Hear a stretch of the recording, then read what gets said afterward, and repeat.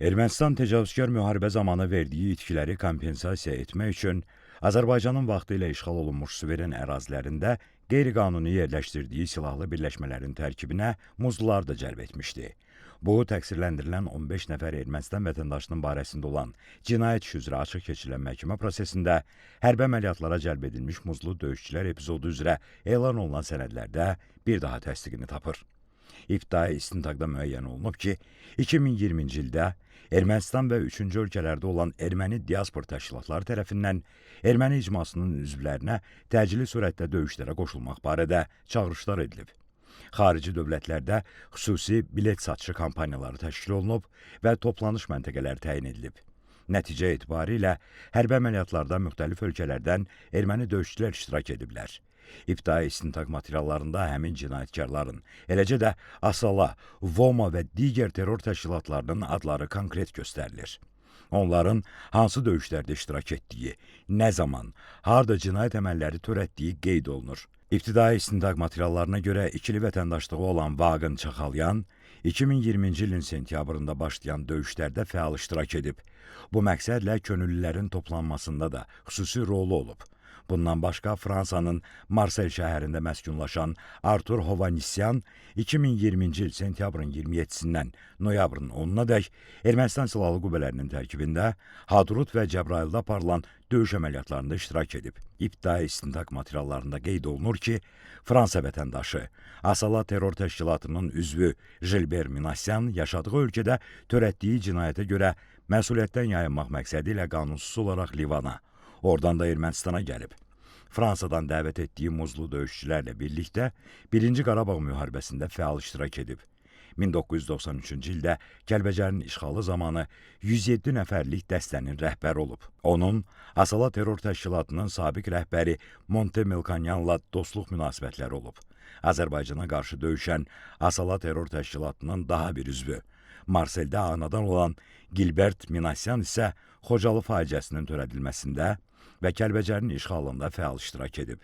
İbtidai istintaq materiallarında göstərilir ki, mərkəzi ofisi İrəvanda yerləşən Voma, Sağ qalmaq sənədi təşkilatı, Ermənistanın sabiq prezidenti Serj Sarkisyan və ona yaxın şəxslərlə, eləcə də Asala terror təşkilatının fəal üzvlərindən olan Alek Yeniqomşyanla yaxın dostluq əlaqələri saxlayan Vladimir Vartanov tərəfindən yaradılıb. Vomanın məqsədi Ermənistan vətəndaşları və erməni diasporasının üzvlərinə hərbi hazırlıq keçmək olub. Təşkilat hərbi təlimləri qış aylarında Ermənistanın Cermux və Dilican rayonlarında keçirib.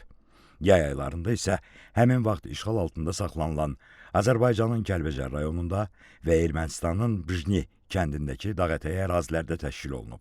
Təşkilatın rəhbəri Vladimir Vartanov Azərbaycan və Türkiyə əleyhinə mütəmadi olaraq radikal fikirlər səsləndirib. Təşkilat internet resursları vasitəsilə Azərbaycan və Türkiyəyə qarşı ərazi iddiaları, Andranik Ozanyan, Qaregin Njde, Monte Melkonyan kimi hərbi canilərin fəaliyyətlərinə dair geniş təbliğat aparıb.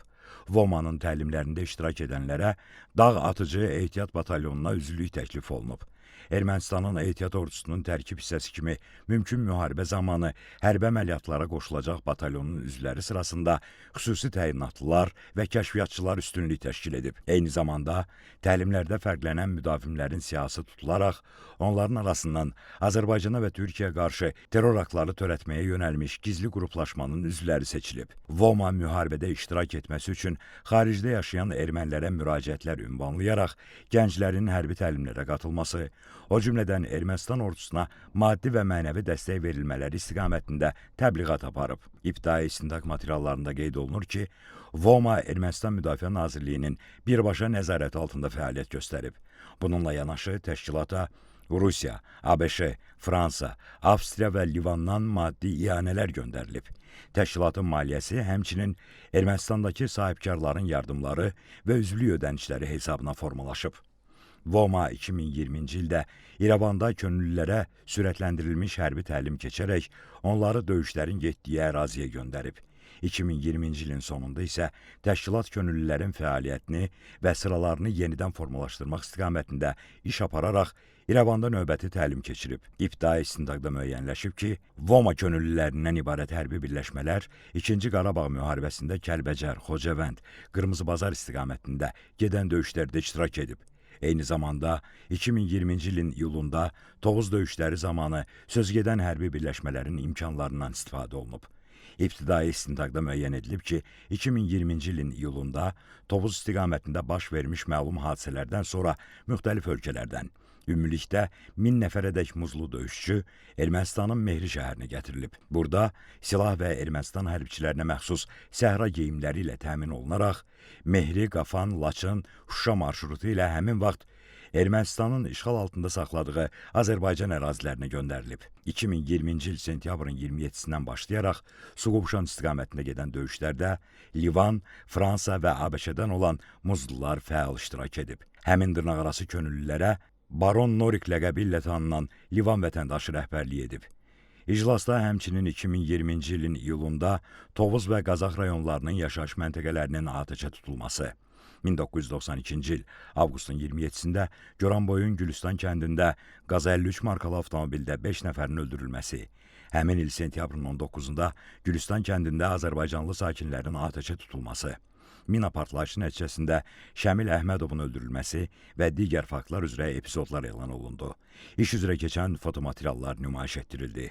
Məhkəmə prosesi oktyabrın 10-da davam etdiriləcək. Bakı Hərbi Məhkəməsində hakimlər Zeynal Ağayevin sədrliyi, Camal Ramazanov və Anar Rzayevdən ibarət tərkibdə keçirilən məhkəmə iclasında zərər çəkmiş şəxslərin bir qismi, onların hüquqi varisləri və nümayəndələri də iştirak edirlər. Qeyd edək ki, Ermənistan dövlətinin, onun dövlət qurumlarının vəzifəli şəxslərinin, hərbi qüvvələrinin və qanunsuz silahlı birləşmələrin bilavasitə rəhbərliyi və iştirakı, şifahi yazılı qaydada verdiyi tapşırıq, göstəriş və təlimatları, maddi, texniki, şəxsi heyətlə verdiyi dəstəyi, mərkəzi qaydada idarəçiliyi əsasında, eləcə də ciddi nəzarət altında Azərbaycan ərazisində daxili və beynəlxalq hüquq normalarına zidd şəkildə Azərbaycana hərbi təcavüz etmək məqsədi ilə yaradılmış, həmçinin Robert Köçəryan, Serj Sarkisyan, Vazgen Manukyan, Vazgen Sarkisyan, Samvel Babayan, Vitali Balasanyan, Zori Balayan, Seyran Ohanyan, Arşavir Qaramyan, Monty Melkonyan və digərlərinin rəhbərliyi, bilavasitə və dolayı iştirakları ilə Ermənistan dövləti, o cümlədən sözü gedən cinayətkar birlik tərəfindən aparılan təcavüzkar müharibənin gedişində törədilmiş çoxsaylı cinayət faktlarına dair cinayət işi üzrə 15 nəfər erməni əsilli təqsirləndirilən şəxs ittiham edilir.